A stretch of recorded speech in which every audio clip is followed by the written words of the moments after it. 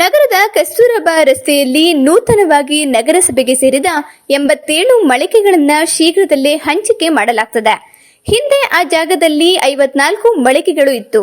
ಚುನಾವಣೆ ಹಿಂದೆಯೇ ಸಭೆ ಮಾಡಿದಾಗ ಹಿಂದೆ ಇದ್ದ ಮಳಿಗೆ ಮಾಲೀಕರಿಗೆ ನೂತನ ಅಂಗಡಿ ಮಳಿಗೆಗಳನ್ನು ಕೊಟ್ಟು ಉಳಿದ ಅಂಗಡಿ ಮಳಿಗೆಗಳನ್ನು ಡಿಸಿಯವರು ಹಾಗೂ ನಾವು ಚರ್ಚೆ ಮಾಡಲಾಗಿದ್ದು, ಕಾನೂನುಬದ್ಧವಾಗಿ ಆನ್ಲೈನ್ ಮೂಲಕ ಹರಾಜು ಪ್ರಕ್ರಿಯೆ ನಡೆಸಲಾಗುವುದು.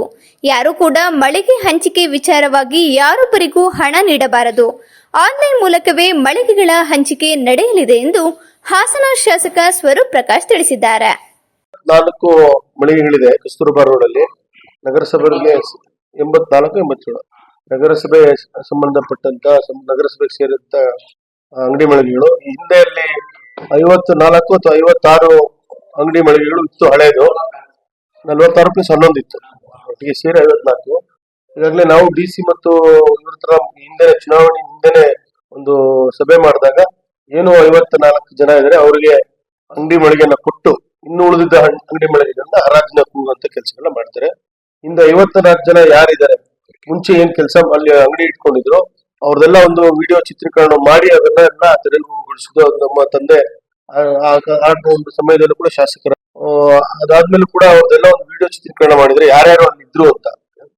ಯಾರ್ಯಾರಲ್ಲಿ ಅಂಗಡಿ ಮಳಿಗೆಗಳು ಮುಂಚೆ ಇತ್ತು ಅವ್ರಿಗೆ 54 ಅಂಗಡಿ ಮಳಿಗೆ ಕೊಟ್ಟು ಇನ್ನು ಉಳಿದಿದ್ದನ್ನ ಡಿಸಿ ಅವರು ಹೇಳಿದಾಗೆ ಅದನ್ನ ಹರಾಜು ಕೂಗುವಂತ ಆನ್ಲೈನ್ ಅಲ್ಲಿ ಹರಾಜು ಕೂಗುವಂತ ಕೆಲಸ ಮಾಡ್ತಾರೆ.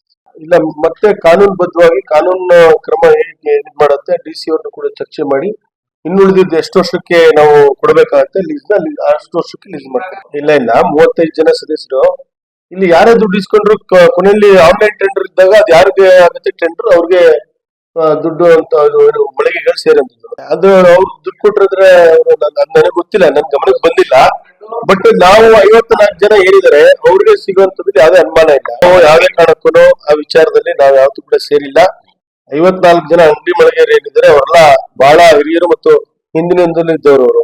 ಅವರು ನಮ್ಮ ಮನೆಗೆ ಸಲವಾರು ಸತಿ ಬಂದಿದ್ದಾರೆ. ಅವ್ರ ಜೊತೆ ಚರ್ಚೆ ಮಾಡಿದಾಗ ಡಿಸಿ ಅವ್ರ ಹತ್ರ ನಾನು ಖುದ್ದಾಗಿ ಅವ್ರನ್ನೆಲ್ಲ ಕರ್ಕೊಂಡು ಹೋಗಿ ಡಿಸಿ ಅವ್ರಿಗೂ ಕೂಡ ಒಂದು ಆಶ್ವಾಸನೆ ಕೊಡಿಸಿ ಚುನಾವಣೆ ಮುಗಿದ ನಂತರ ಅವ್ರಿಗೆ ಅಂಗಡಿ ಮಳಿಗೆಯನ್ನು ಕೊಡಿಸುವಂತ ಕೆಲಸ ಮಾಡ್ತೀವಿ ಅಂತ ಹೇಳಿ ಅವರು ಕೂಡ ಭರವಸೆನ ಕೊಟ್ಟು ಧೈರ್ಯನ ತುಂಬಿ ಕಳಿಸಿದೀವಿ. ಯಾವ್ದೇ ಕಾರಣಕ್ಕೂ ಯಾರಿಗೂ ನಾವು 1 ರೂಪಾಯಿನೂ ಕೂಡ ದುಡ್ಡು ಕೊಡಕ್ ಹೋಗ್ಬಿಡಿ, ನಿಮ್ಮ 54 ಅಂಗಡಿ ಮಳಿಗೆ ಏನಿದೆ ಕಾನೂನುಬದ್ಧ ನಿಮಗೆ ಮಾಡ್ಕೊಡ್ತೀವಿ ಅಂತ ಹೇಳಿದ್ವಿ.